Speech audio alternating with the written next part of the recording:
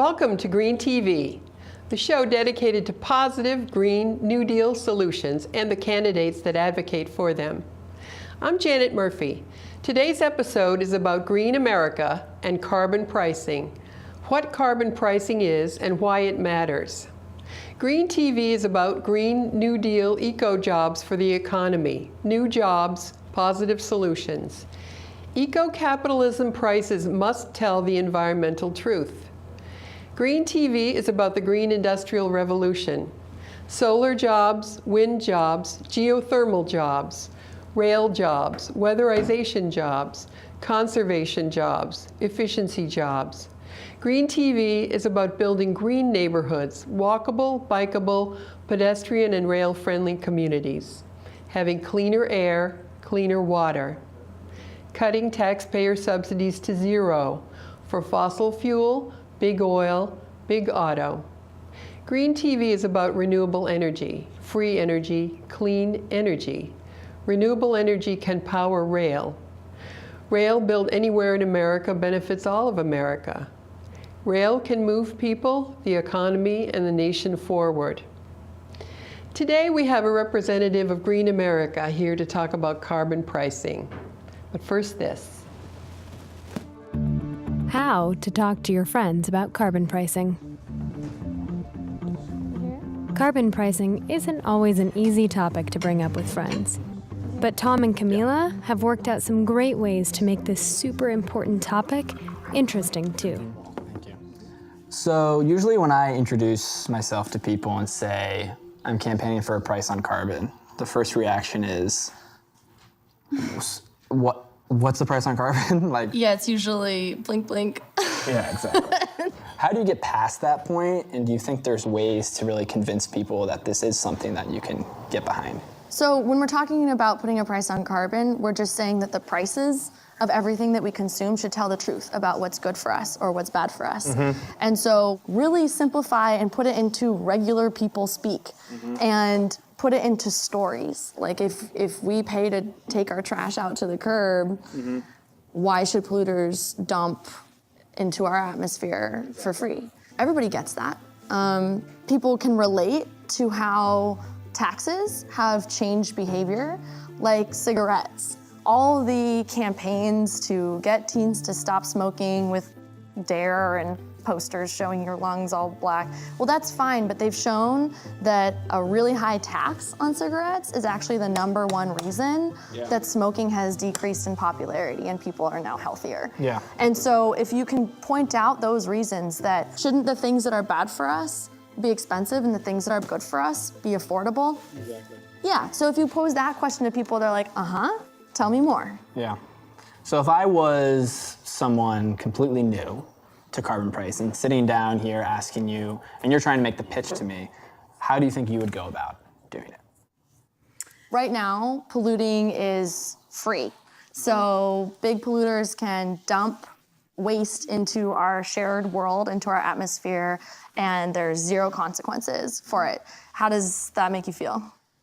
I think we need to stop that. So the most effective way to stop that problem is to make it too expensive to do so that alternatives have a chance to compete. And we can do that by putting a price on carbon. Do you want to hear more? Yeah, I'm curious a little bit about how that would affect people in America, because obviously if you put a tax on something, that's just going to increase the cost. Sure, so the first thing to acknowledge is if we don't stop polluting, we're not going to have an economy, we're not going to have a planet to live on. So the cost of doing nothing is astronomical. It's our entire world. And so if we acknowledge that and decide, well, we want to prevent that from happening, we look at what's the easiest way to get off dirty energy and allow for a sustainable economy to compete. Yeah. And so putting a price on carbon just means having prices tell the truth and creating more choices for all of us. We know that it's a lie that a carbon price is going to hurt people or hurt the economy. Obviously, global warming is an international effort. It's a global problem, and a lot of countries are going to have to come together, or else it's not going to matter. Dozens of countries and jurisdictions around the world already have a price on carbon, and it's working, and it's good for the economy, and it's more than just a like feel good, moral call to action. It's actually that we're lagging behind and it's hurting us. And the more we wait on passing a price on carbon, the further behind we're gonna be in being able to compete in a world that acknowledges real limits on how much we can pollute. We all stand to lose a lot more from climate change than the companies who will need to change their business model will lose from a price on carbon. You know, being worried late at night, thinking about this, thinking about, is it even moral for me to have children? Stuff like that. It's scary, and I'm worried about it, and sometimes it's hard to cope with. How do you take that fear and really turn it into motivation and inspiration? Or what motivates you, and are you afraid? Well, of course I'm afraid. When I was 15 or so and started to really learn about climate change, I looked at those graphs and saw my own life plotted along it and wondered, well, was I gonna be able to have kids someday? That's why I got involved in trying to deal with climate change. And yet we can't fight based on the assurance of success. I mean, if we look at people who did the right thing in World War II, they didn't sacrifice their lives because they knew they were gonna win. They did it because it was, to them, the right thing to do. This is the time that we have. There's only so much we can do, but we can do a lot when we have focus and discipline and we stick with the facts. And we have to stop pretending that it's just a matter of a few nice slogans and, you know, an easy call to action. No, it's education and it's sticking with people and it's empowering them and it's making those opportunities to really move the needle with policy and then showing that when we do come together and we ask for this solution, we can win. Make that work. Put a price on it. To learn more, go to theclimatesolution.com.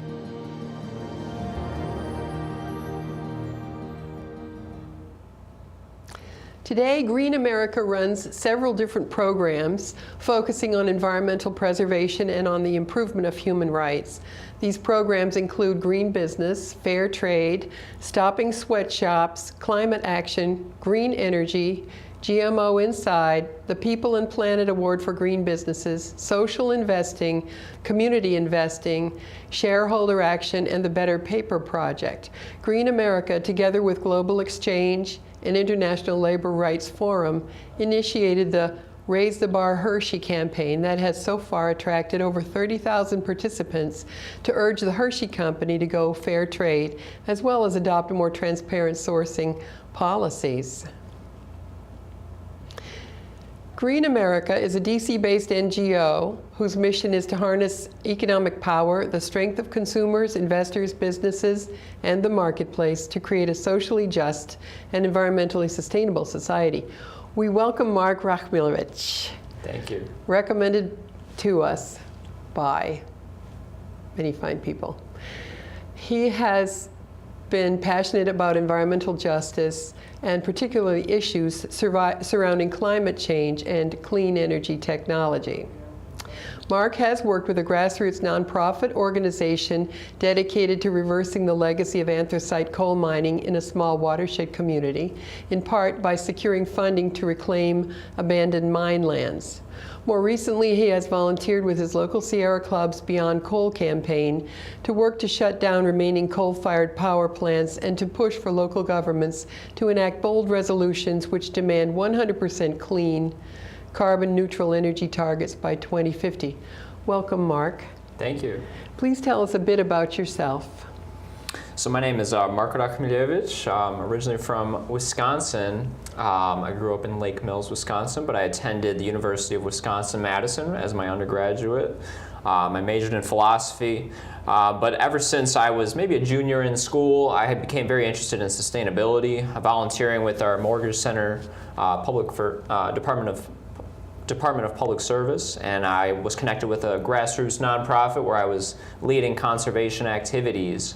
But after I did complete my undergraduate degree, I did join AmeriCorps Vista and volunteered for a full year in Hazleton, Pennsylvania, actually in the scene of where there was plenty of anthracite coal mining and the heritage of that, in Hazleton, Pennsylvania, and I was working as a development staff and raising funding for the grassroots nonprofit organization to continue to operate. But I was very active in securing funding for, as you said, reclaiming anthracite coal mine land with this funding, DCNR Tree Vitalized grant in particular. And afterward, starting in March 2017, most recently, I joined Green America, where I work as the membership services assistant and answer members' phone calls and direct them to our certification and our Green Business Network.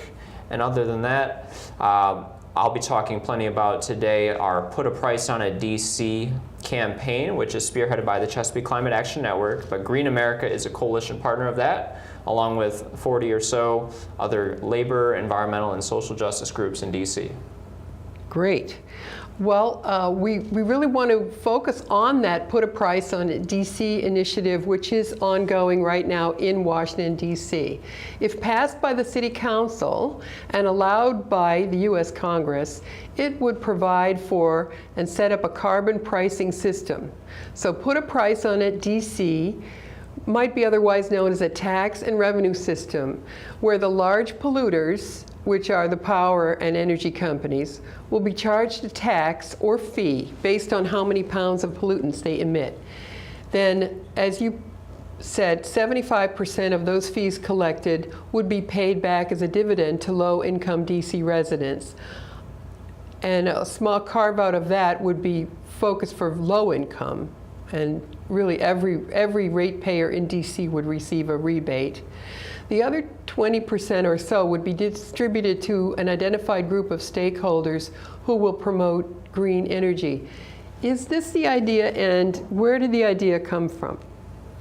This is absolutely the idea. It's a carbon fee and rebate bill which we're proposing. And again, 75% is going as a quarterly rebate back to all residents of DC, but of that select 75%, to be specific, 85% is going to all, but a 15% is actually weighted towards lower income residents, defined as 200% or below the poverty level. And they'll receive an extra rebate. In general, each ratepayer in DC will receive an electronic funds transfer of this rebate and make about $500 as the average household will in the first year. But 20% is going to be funding clean energy infrastructure projects, and the remaining 5% is actually going to be a relief for small businesses. And so this idea, to answer your second question, was developed in 2015 by Mike Tidwell of the Chesapeake Climate Action Network. And he's been leading a successful campaign here in DC and growing our coalition ever since. Wonderful. All right. We've heard that the oil and gas industries are subsidized at the federal level. For instance, when you buy gasoline for an automobile in Europe, you might pay about $7 a liter for that gas. And we know that price is lower here in the U.S. I think environmentalists would say that the European price reflects the economic truth. Would this program apply to gasoline? To the car? Yes, Janet, as it's currently set out, it's a good question. We will not be taxing gasoline. And that's just because in the District of Columbia, if you did put just a price on gasoline, residents or whoever need to purchase gasoline could just go to Maryland or Virginia. So there's an issue of leakage. And so until those other states do pass a similar bill of their own, we will not be taxing gasoline. Okay. Do you know how big oil and big gas and coal are subsidized at the present time?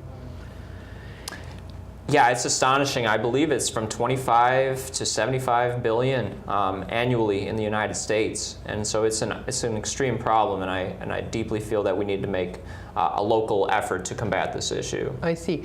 Why not address those subsidies directly and try to roll them back at the federal level? That's another. It's just going back to my point that we are centered on a DC campaign. We're ready to make a grassroots effort and push this bill through the DC Council. It would be a bit too ambitious at this time to try to propose a federal legislation through Congress. We believe taking it a step at a time, we'll be a leader in DC and have other states and areas propose similar bills in their own right. Okay. How would the Put a Price on It DC program incentivize wind or solar energy, which are clean, green energies, Mark? So this bill, as I mentioned, 20% of the revenue would be going towards clean energy infrastructure. So that's the direct application of that. But as well, we're going to be pushing utility companies such as Pepco, Exelon, and others in the PJM grid service area to actually purchase renewable energy credits to make it more affordable for those wanting to invest in solar and wind projects outside of DC to do that and to create a clean energy infrastructure. Okay. According to the DesireUSA.org database reports, Washington, D.C. is committing to a 50% renewable energy portfolio standard by 2022. Of course, this is pointing directly at Exelon, the new power company in D.C. that bought out Pepco. If they will have to pay fines, won't they just raise the electricity rates and ratepayers will bear this burden of the fines? Yes, they will be doing that. And when we had an economic study conducted by the Center for Climate Strategies, they had assumed that 100% of the cost would be passed down to ratepayers, and that is what they found. On average, you can expect the ratepayer to have a $9 monthly increase in their electricity bill, but the caveat is it will be much more advantageous with the rebate considered. Any average household would actually come ahead and they would receive $2 for every $1 that they pay in extra fees to the electricity bill. Well, is there any way to include or factor in the fact that large commercial users of electricity enjoy lower rates because they negotiate very hard for them as a business strategy? Is there any way in this program to require Exelon to protect this program and not end up rebating the big commercial users with the very same money that they paid fines on? To address this comment, we actually have good news in that a November and December publication published by the Environmental Law Institute, written by Kathleen Barone, who is an executive at Exelon.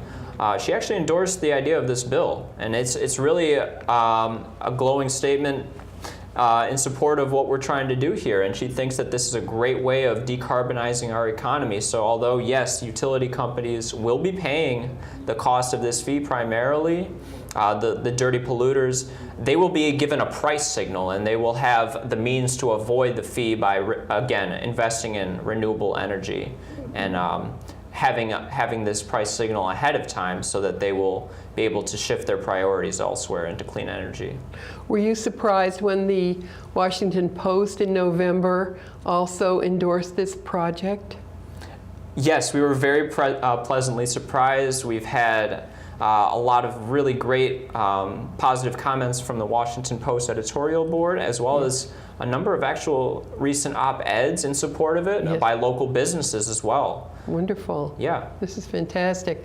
I have a couple more questions. One is, before we thank you for joining us today to talk about Put a Price on It DC, I wanted to acknowledge you for keeping the faith and doing the work.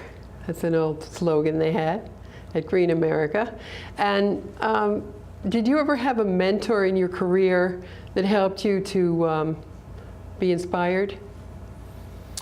I would say yes. When I was at my most transformative period in as far as professional development, my service in AmeriCorps Vista was that moment exactly. And my year's time in volunteering in Hazleton, Pennsylvania, specifically with Bob Skulski, he was my AmeriCorps Vista supervisor on site. He definitely helped me learn the skills and gave me the knowledge to really excel and to make it in this field. But also with the Put a Price on It DC campaign, Camilla Thorndike, the carbon pricing coordinator, and leader on this campaign has also done the same. So I'd like to thank both of them. Well, we were admiring Camilla for her, and she won an award on clean energy, leader in clean energy this year. So we want to thank her, and we want to thank you, Mark Rakhmilevich. Thank you. And right now we want you to see one more video, and thank you for watching Green TV.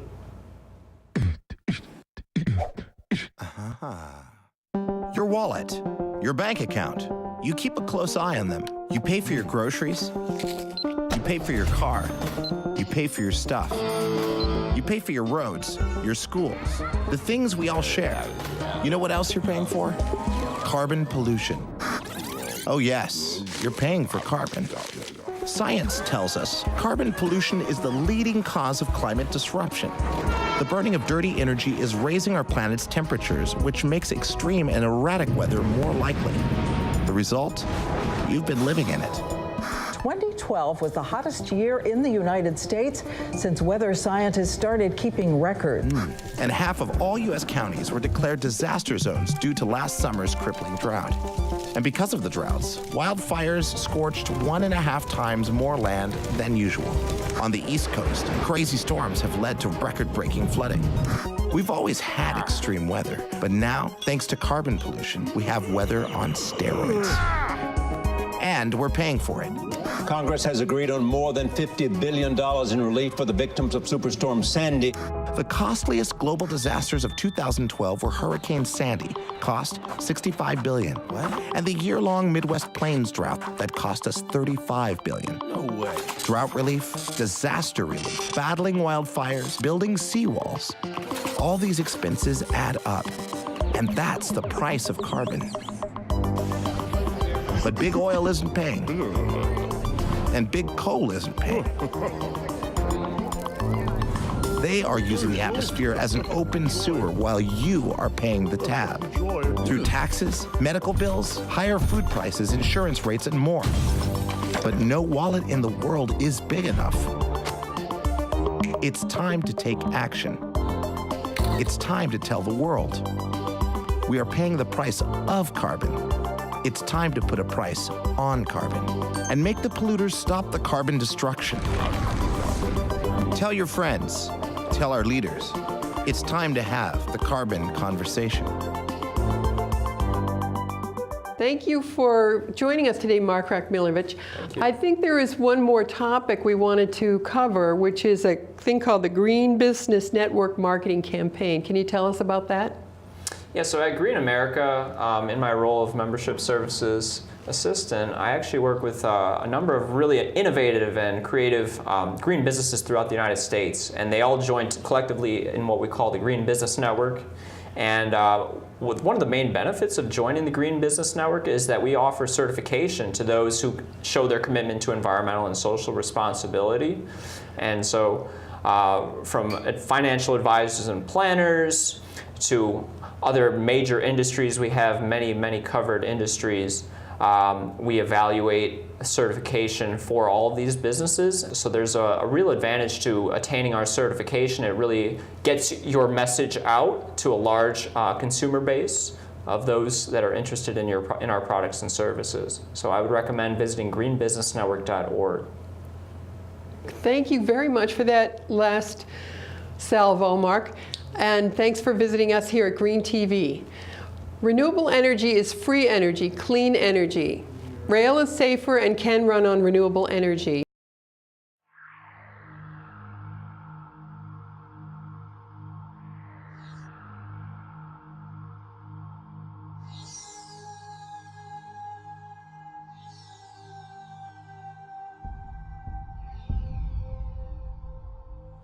Climate change is on a complete collision course right now with civilization as we know it. We've had lots of civilizations collapse in the past from environmental causes. I'm certain climate change has occurred.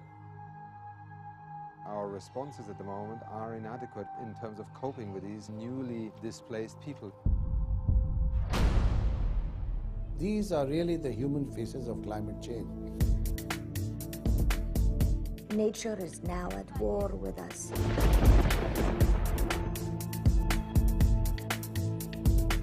We're going to have to rethink climate change as being some remote environmental issue that the scientists will work out over there.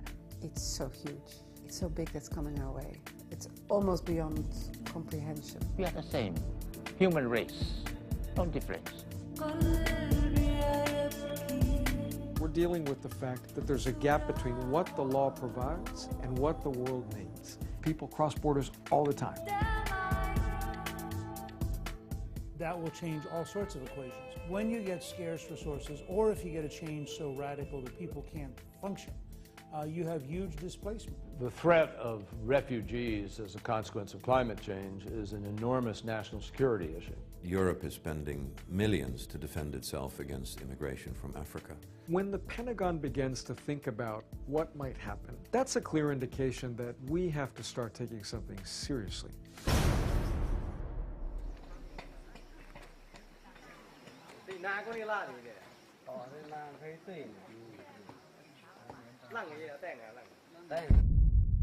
This is not a 100-year or 50-year issue. It's a present issue. It already is affecting the price of food you're putting on the table. It will affect the price of energy that you pay for your home and your automobile. We can meet this challenge. We can transition to a low-carbon economy. We can invent our way out of this problem. We ought to be able to come together, not red versus blue, but in a red, white, and blue way.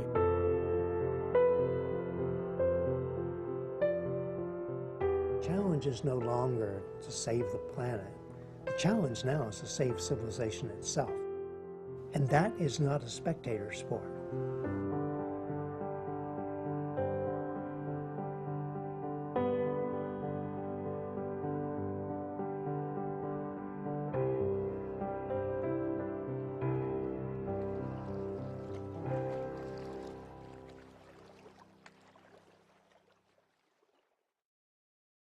We need more trains, less traffic. Rail built anywhere in America benefits all of America.